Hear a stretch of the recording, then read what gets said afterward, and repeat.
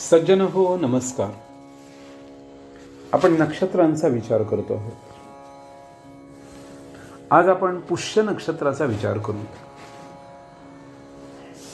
पुष्य नक्षत्राला खूप महत्त्व आहे. अतिशय महत्त्वाचं असं हे नक्षत्र. पुष्य नक्षत्राची देवता बृहस्पती आहे, जो देवांचा गुरु आहे. आपण सगळेजण सद्गुरूंचे भक्त आहोत, पण गुरु तत्व जे आहे ते या बृहस्पतीपासून आपल्याला प्राप्त होतं. म्हणून पुष्य नक्षत्राला खूप महत्त्व आहे. पुष्य नक्षत्राची ज्या तारका आहेत, किती आहेत तारका? तर ठळक अशा दिसणाऱ्या ज्या तारका आहेत ते 3 आहेत. पण खगोलाच्या दृष्टीने जर आणखीन विचार केला आणि मोठी टेलिस्कोप लावून जर पाहायचा प्रयत्न केला तर पुष्य नक्षत्राच्या त्या समूहामध्ये असंख्य तारका आहेत. आणि ज्याप्रमाणे आपल्याकडं या मधाचं पोवळं असतं आणि त्याच्यात अनेक माशा जशा चिकटलेल्या दिसतात, अशी गोष्ट त्या पुष्य नक्षत्राच्या ठिकाणी पाहायला मिळते. खूप बारीक बारीक बारीक बारीक अशा चांदण्या आहेत. जे डोक्यामध्ये किती प्रकारचे विचार असू शकतात, तशी गोष्ट त्या पुष्य नक्षत्राच्या चांदण्यांची आहे. पुष्य नक्षत्राची माणसं शांत चित्त असतात. सुभाग्य, पंडित, धनिक, धर्मशील, श्रीमान, आत्मविश्वासू, कायदेपंडित, विद्वान आणि सत्वगुणी अशा प्रकारची माणसं ही पुष्य नक्षत्राची असतात. पुष्य नक्षत्र हे मोठं आहे. काही नक्षत्र छोटी असतात, काही नक्षत्र मोठी असतात. त्यापैकी पुष्य नक्षत्र हे विस्तारित आहे, मोठं आहे. कर्क राशीमध्ये या पुष्य नक्षत्राचा अंतर्भाव होतो.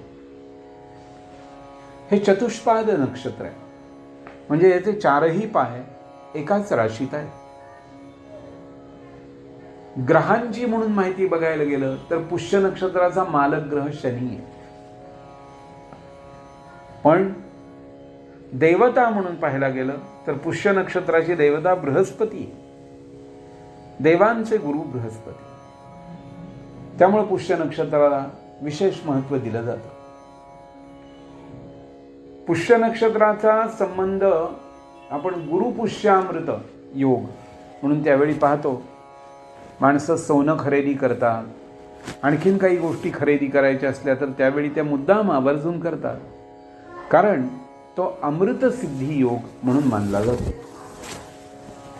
काही योग जे आहेत आपल्याकडं याच्यामध्ये जे दिलेले आहेत, त्यात नक्षत्र आणि वार यांच्या योगाने काही विशिष्ट योग तयार होतात.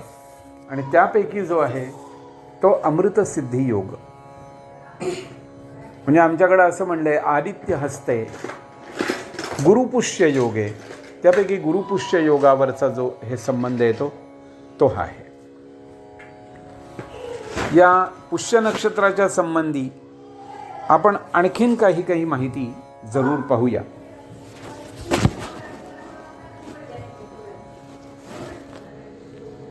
पुष्य नक्षत्राची देवता बृहस्पती आहे.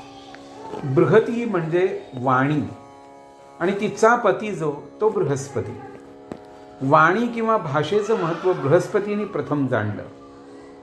याचं दुसरं नाव ब्रह्मणस्पती असंही आहे. ब्रह्म म्हणजे प्रार्थना किंवा मंत्र, यांचा तो निर्माता किंवा द्रष्टा आहे. कारण तो विद्वानांमध्ये विद्वान आहे, कवी आहे. कवीं कवीनाम आपण म्हणतो ना, गणानां त्वा गणपती गहावामहे. गणांचा अधिपती म्हणून याला गणपती म्हणू लागले. आकाशातल्या महातेजापासून हा उत्पन्न झाला. तो मनुष्यांना, माणसांना सन्मार्ग दाखवतो आणि त्यांचं रक्षण करतो. शुद्धाचरणी मानवाला तो संकटापासून मुक्त करतो. हा देवांचा आणि ऋषींचा गुरु पुरोहित आहे.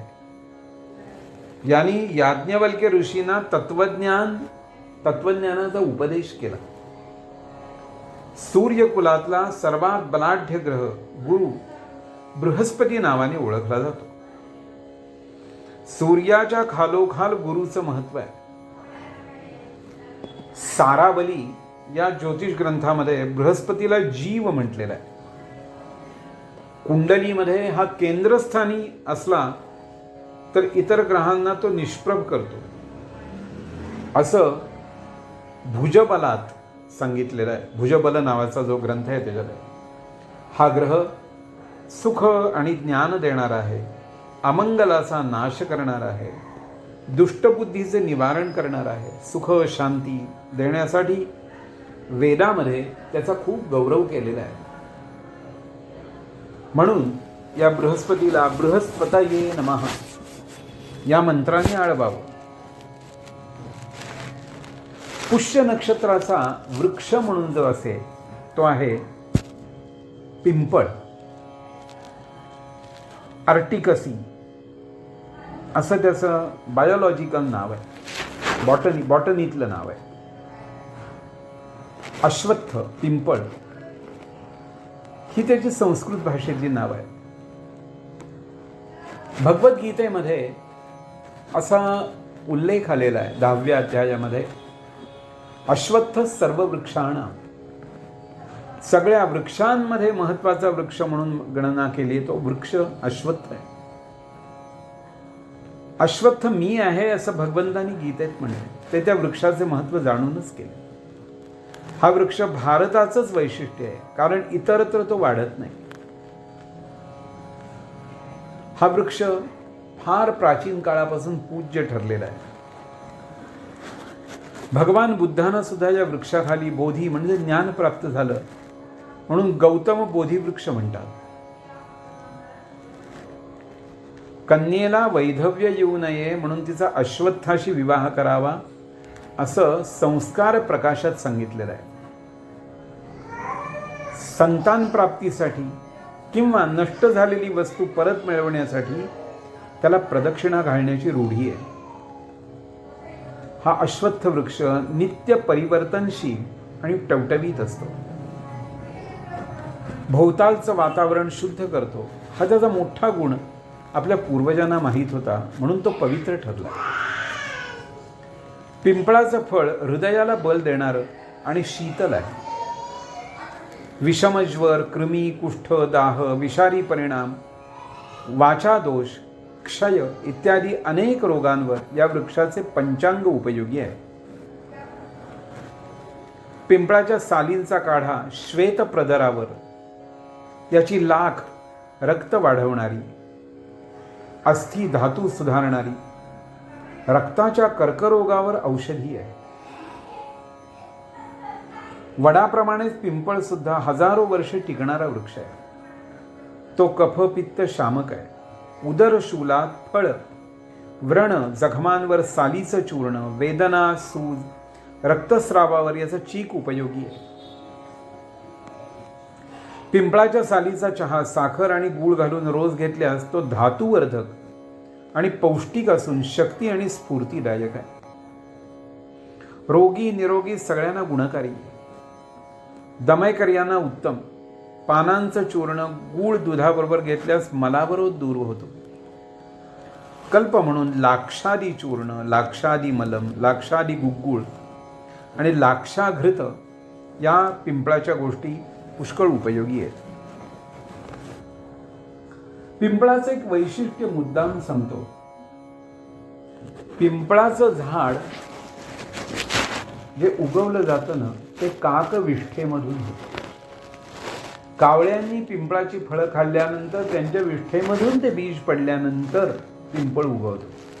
पिंपळ कुठेही उगवतं. एखाद्या घरावर, एखाद्या छपरावर, एखाद्या भिंतीवर, डोंगरावर कुठेही पिंपळ येतो. पण खुद्द जमिनीवर उगवणारा पिंपळ त्याचं महत्त्व सगळ्यात जास्त आहे. यज्ञामध्ये सुद्धा पिंपळाच्या झाडावर पिंपळाचंच लाकूड घासून त्याच्यातून अग्नी काढला जातो.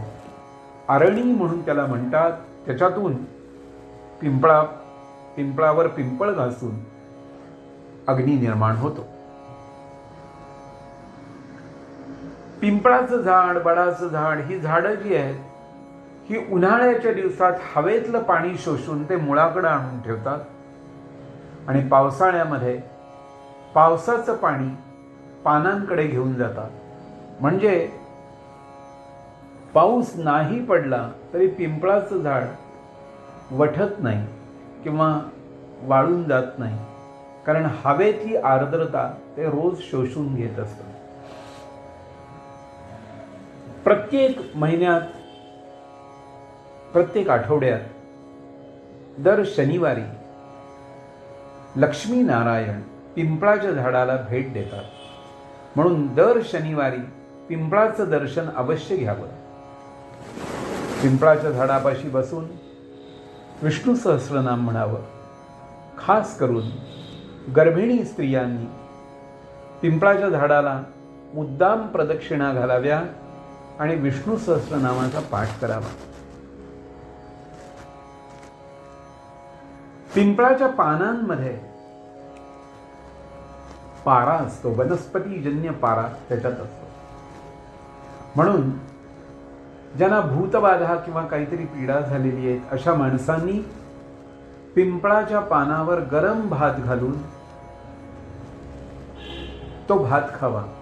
त्या पानातला जो पारा आहे तो त्यांच्या शरीरामध्ये प्रवेश करून शरीरातले दोष काढून टाकायला उपयोगी ठरतो. फीट येणाऱ्या माणसांनी पिंपळाची कोवळी पानं 2-3 पानं खावी आणि रुद्राक्ष ओगाळून घ्यावा त्याच्याबरोबर. म्हणजे हे जे फीट येणं वगैरे प्रकार आहे हा कमी होतो. थोडक्यात पुष्य नक्षत्र जितकं महत्त्वाचं आहे तर तितकाच महत्त्वाचा त्याचा वृक्ष पण महत्त्वाचा आहे, त्याचं सान्निध्यही महत्त्वाचं आहे. सगळंच चांगलं आहे आणि अनेक रोगांना निवारण करण्याचं सामर्थ्य या पिंपळाच्या झाडामध्ये आहे. पुष्य नक्षत्र असणाऱ्या माणसांनी सगळ्यांनी या पिंपळाचा जरूर उपयोग करावा. या पुष्य नक्षत्राच्या बाबत तारात्मक नक्षत्रफल म्हणून जे गणक भास्कर यांनी नवाथ्यांनी दिलेलं आहे ते म्हणतात, या पुष्य नक्षत्राचे बहुतेक गुण जे आहेत ते अश्विनी नक्षत्राप्रमाणेच आहेत असं ते म्हणतात. दिवाण, अधिकारी, सर्वमान्य, विद्वान, परोपकारी, श्रीमंत आणि आत्मविश्वासी माणसं ही या पुष्य नक्षत्राची असतात असं त्यांचं म्हणणं आहे. थोडक्यात पुष्य नक्षत्र पुष्कळ चांगलं आहेच आहे आणि त्याचबरोबर त्याचा वृक्षही तितकाच महत्त्वाचा आहे. आपण पुष्य नक्षत्राचा जरूर उपयोग करावा. पुष्य नक्षत्राच्या माणसांच्या सान्निध्यात राहावं, त्यांच्याकडून ज्ञान प्राप्त करून घ्यावं आणि ज्यांचं नैसर्गिकच हे नक्षत्र आहे ते तर भाग्यवानच आहेत असं म्हणायला हरकत नाही. धन्यवाद.